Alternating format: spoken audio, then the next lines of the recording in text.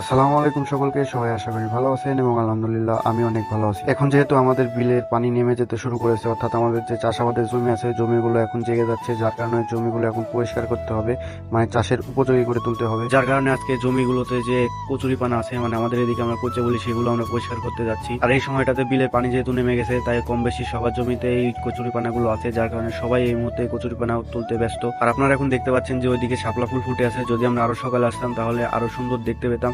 যদি এখন ভালো বোঝা যাচ্ছে, কিন্তু যদি আরো সকাল আসতাম তাহলে আরো ভালো লাগতো দেখতে। আপনারা এখন যে ফাঁকা জায়গাটুকু দেখতে পাচ্ছেন, এই জায়গা পুরোটাই কচুরিপানা দিয়ে ভরা ছিল, আমরা পরিষ্কার করেছি। আর এই জায়গায় একটা জমিতে আছে, মানে এটা এখনো পরিষ্কার করেনি, যার কারণে এদের জমিতে এখনো আছে। আর এগুলো জমিতে চাষ দেওয়া শুরু হয়ে গেছে, কিছুদিন পরে এগুলোতে আবাদ করা শুরু করবে। আমাদের যেহেতু তুলনামূলক এই জমিগুলো থেকে একটু নিচু দিকে, যার কারণে আমাদের জমিতে চাষ দিতে একটু দেরি হচ্ছে, কারণ এগুলো জমি থেকে পানি আগে নেমে গেছে, যার ফলে এগুলো জমিতে আগে চাষ দেওয়া শুরু করেছে। আর এগুলো জমিতে সম্ভবত পেঁয়াজ চাষ করবে, কারণ এগুলো জমি উপরের জমি, এগুলো জমিতে পেঁয়াজ ভালো হবে। সামনে যেগুলো জমি দেখতে পাচ্ছেন এগুলো জমিতেও চাষ দিবে, এগুলো জমিতে ঘাস মারা ওষুধ দিয়েছে, কিছুদিন পরে এগুলোতে চাষ দিয়ে আবাদ করা শুরু করবে ইনশাআল্লাহ। যাই হোক, আমরা আমাদের জমিতে চলে এসেছি। আপনারা এখন যে পয়সাগুলো দেখতে পাচ্ছেন এগুলো আমাদেরকে পরিষ্কার করতে হবে। এগুলো আগে একদিন এসে আমরা তুলে রেখে গেছিলাম, মানে জমি থেকে তুলে উল্টো দিয়ে গেছিলাম, এখন এগুলো ফেলে দিতে হবে জমি থেকে।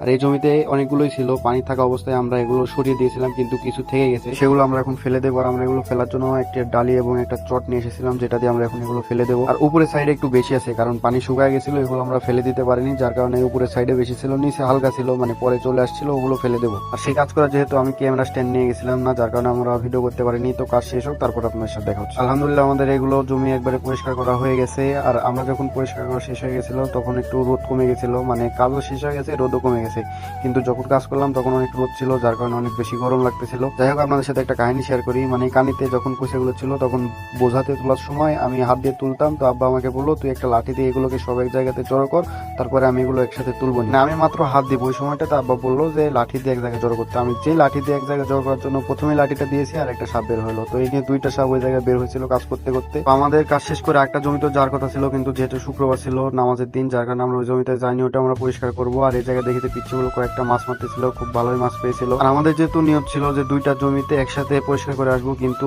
সাপ বের হয়ে যাওয়ার পরে সময় অনেক নষ্ট হয়েছিল, যার কারণে আমরা দুইটা জমি পরিষ্কার করতে পারিনি।